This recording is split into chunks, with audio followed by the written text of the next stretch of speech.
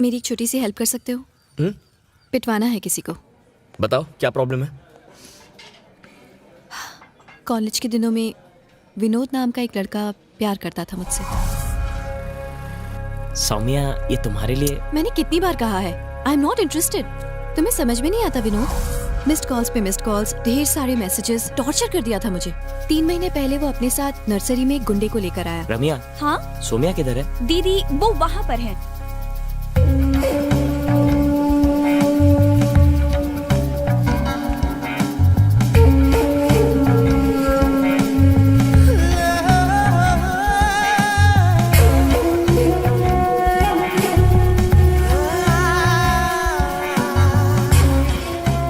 सौम्या, मुझे तुमसे कुछ बात करनी है।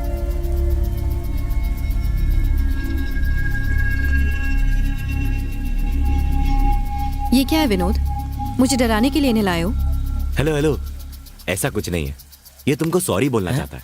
भाई ये आप क्या कह रहे? सॉरी बोल। सॉरी सौम्या। अब चल निकल। भाई सुना नहीं? तुम्हारा नाम क्या है? सौम्या। हाँ, आज के बाद अगर मैंने तुझे सौम्या के आसपास देखा तो तेरी हड्डी पसली तोड़ दूंगा। चल जा। भाई क्या कह रहे हो? चल इसको लेके जा ऐसे। चल निकल। मैं अपनी बात बनाने आया था, भाई बात बिगाड़ के रख दिया। थैंक्स। अब 1 सेकेंड।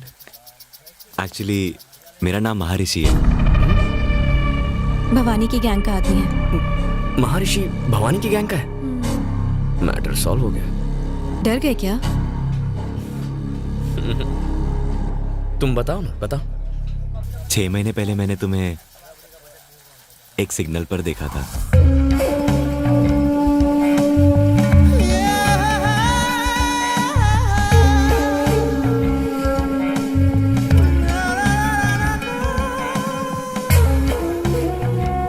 पता नहीं क्यों एक ही दिन में मैंने तुम्हें 3 अलग अलग जगहों पर देखा। उस दिन रात भर मैं सो नहीं पाया। मैंने डिसाइड कर लिया अगले 6 महीने में अगर तुम मुझे दोबारा दिखी तो मैं सिर्फ तुमसे शादी करूंगा। तकदीर ने हमें आज फिर से मिला दिया। देखो, उसने मेरी जिंदगी को नर्क बना दिया है। मतलब विनोद का टॉर्चर खत्म हुआ तो महर्षि का टॉर्चर शुरू। सही कहा ना?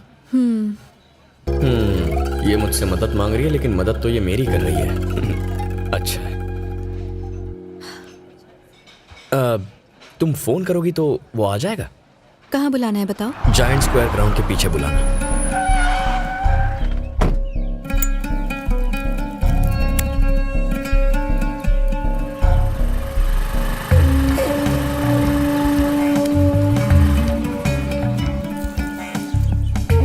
एक्चुअली मैंने यहाँ तुम्हें इसलिए बुलाया है। अगर तुमने कहा कि तुम्हारा बाप या तुम्हारा रिश्तेदार शादी के लिए तैयार नहीं है तो मेरा दिमाग खराब हो जाएगा। एक साड़ी में आना, रानी की तरह रखूंगा मैं तुम्हें। एक्चुअली से साड़ी पहनना नहीं आता बॉस। तू कौन है? मेरा फ्रेंड। ये देखो रे, हमको मारने के लिए एक लौंडा लाई है। मुझे जानता तो है ना? जानता हूँ बॉस, लेकिन पहले मैं अपना इंट्रोडक्शन दे दूं, फिर बात करेंगे। क्यों, तू यहाँ का डॉन है क्या? चल जा। बस 2 मिनट लगेंगे। चल ठीक है।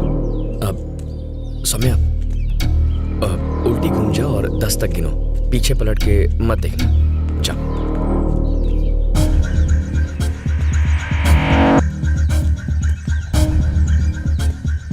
मेरा नाम जयंत है। हाँ तो 1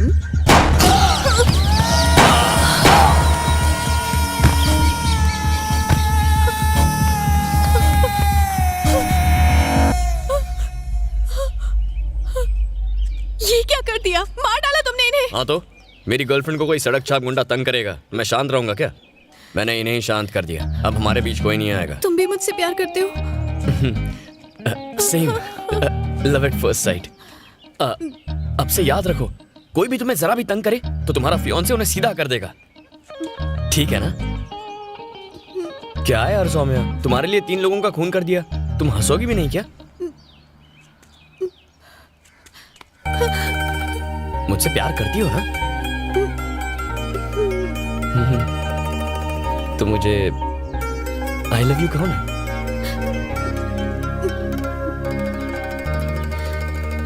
आई लव यू।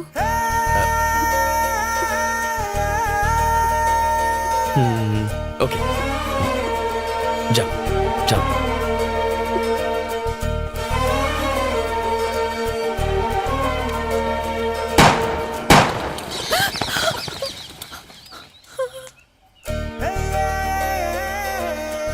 जाओ ना।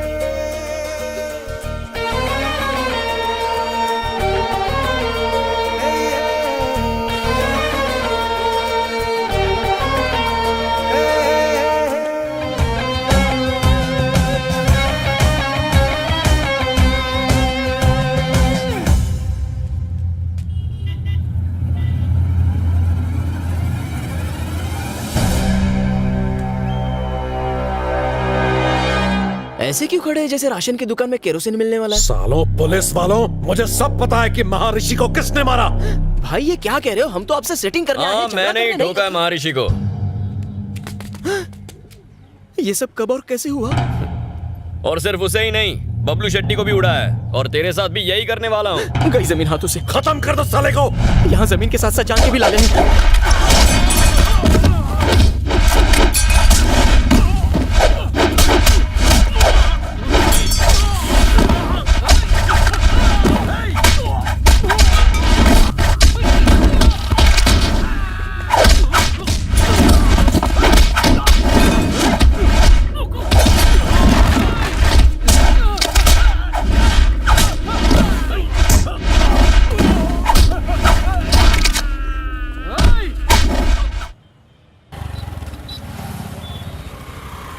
मैंने ब्रिज क्रॉस कर लिया है, 2 मिनट में आ जाऊंगा।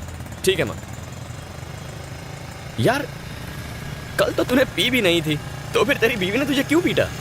क्यों जले पे नमक छिड़क रहा है? हुआ ये कि कल मैं और मेरी बीवी मंदिर गए थे। हाँ। तभी अचानक एक बंदर ने हमारे सामने से रोड क्रॉस किया। ठीक है। उसे देख के मेरी बीवी बोली, देखो देखो तुम्हारा रिश्तेदार कैसे रोड पर आवारा घूम रहा है। अब ये सुन के मैं क्या चुप बैठता? मेरी खसक गई। मैंने बोला ससुर जी पाए लागू, बस फिर क्या। अबे तू भी ना मुंह बंद नहीं रख सकता अपना। अरे अपनी भी तो प्रेस्टीज का सवाल बन चुका था यार। कैसे हो बेटा? सब ठीक है ना? मैं बिल्कुल ठीक हूँ। आ गए? हे कैसी हो? मौसी जी ये भैंस दिन में कितना लीटर दूध देती है? अरे बेटा ये भैंस नहीं, ये तो गाय है। अरे मौसी जी वो तो मैं भी जानता हूँ, मैं तो दूध निकलने वाली इस भैंसे की बात कर रहा था। इतने प्यार से मेरी तरफ ना देखो, गाय नाराज हो जाएगी। अरे दूध निकालो नहीं तो अंदर चला जाएगा।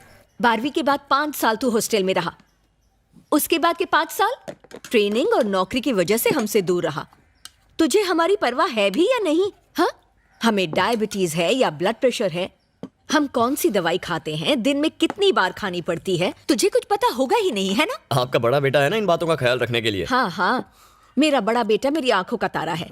तू तो सिर्फ पैसे भेजता है, पर घर की हर जिम्मेदारी चाहे छोटी हो या बड़ी, ये सेल्वम ही हमेशा उठाता है। माँ आपके बड़े बेटे को लोग सिर्फ यहाँ जानते हैं, कभी मदुराई आकर मेरे बारे में लोगों से पूछिए, वो कहेंगे धन्य है वो माँ जिसने ऐसे संस्कारी बेटे को जन्म दिया। मेरे नाम की माला जपते हैं वहाँ। वाह, अपने मुंह मियां मिट्ठू होना कोई तुझसे सीखे। माँ जय को कम से कम चैन से खाना तो खाने दो। अरे मेरे लिए जरा दाल लेकर आओ। सुनो, तुम मेरी बात मानो, यहीं रहो आराम से एक राजा की तरह। अरे राजा ही तो है। आजकल त्रिची में अपना साम्राज्य फैलाया हुआ है। आप इतना चौंक क्यों गए? भवानी और उसके 2 टके के गुंडों ने मदुरई में दहशत फैला के रखी थी, लोगों के नाक कान और सर में दम करके रखा था। फिर क्या हुआ पता है? सीधा एनकाउंटर कर डाला। किसने? ये आपके भाई ने ही तो किया। आप कहाँ रहते हो उससे फर्क नहीं पड़ता, आप क्या करते हो उससे पड़ता है। आपके भाई की वजह से मदुरई के लोग टेंशन फ्री हो गए।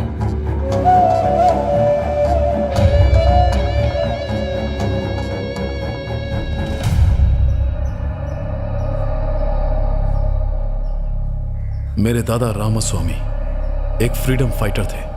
उन्हें 4 बार मिनिस्टर बनाया गया था। एकदम ईमानदार और नेक आदमी थे। पुलिस स्टेशन में तुमने मेरा नाम क्यों लिया?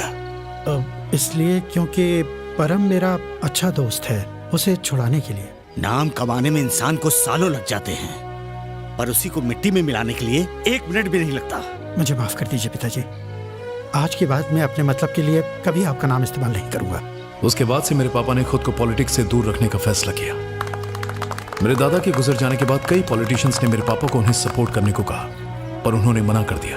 क्या मैं बाहर वाला हूँ जीजाजी? आपके पिताजी के बाद क्या हम में से कोई पॉलिटिक्स में नहीं जाएगा? मुझे माफ करना चिन्ना, मैंने अपने पिता से वादा किया था कि मैं पॉलिटिक्स में कभी नहीं जाऊंगा।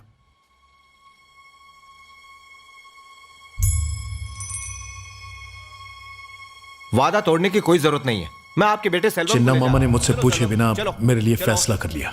उस दिन से मेरी जिंदगी पूरी बदल गई। चिन्ना मामा को जिताने के लिए मैं हर दरवाजे पर वोट मांगने गया। तब मैंने जाना कि लोग मेरे दादा की कितनी इज्जत करते। उस इलेक्शन में मेरी वजह से चिन्ना मामा जीत गए।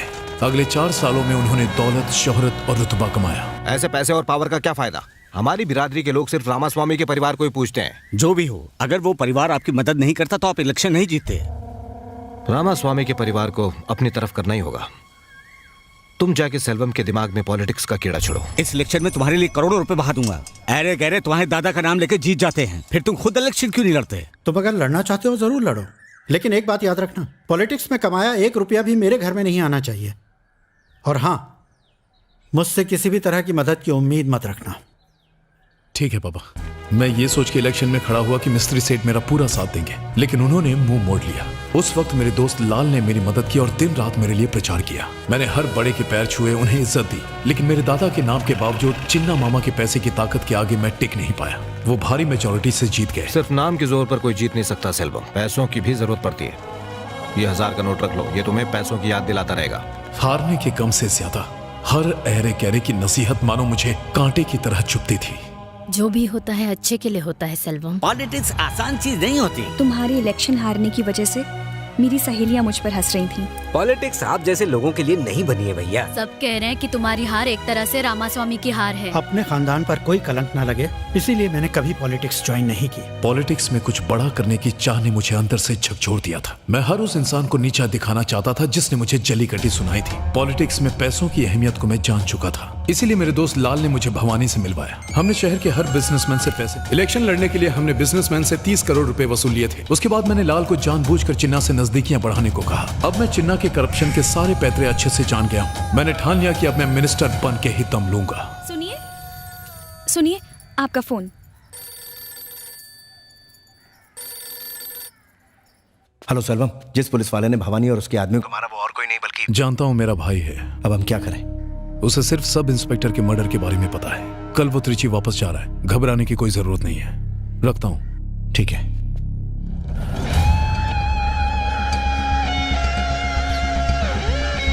पुलिस एक बार फिर से सवालों के घेरे में आ गई है। आओ एसीपी जय, हमें लगा भवानी की मौत के बाद सब कुछ ठीक हो जाएगा, लेकिन हमारा सोचना गलत था। मेरा दोस्त उनका शिकार बन गया। सुनो जय सर, मैं चाहता हूं तुम इस केस को ऑफिशियली हैंडल करो। Yes sir.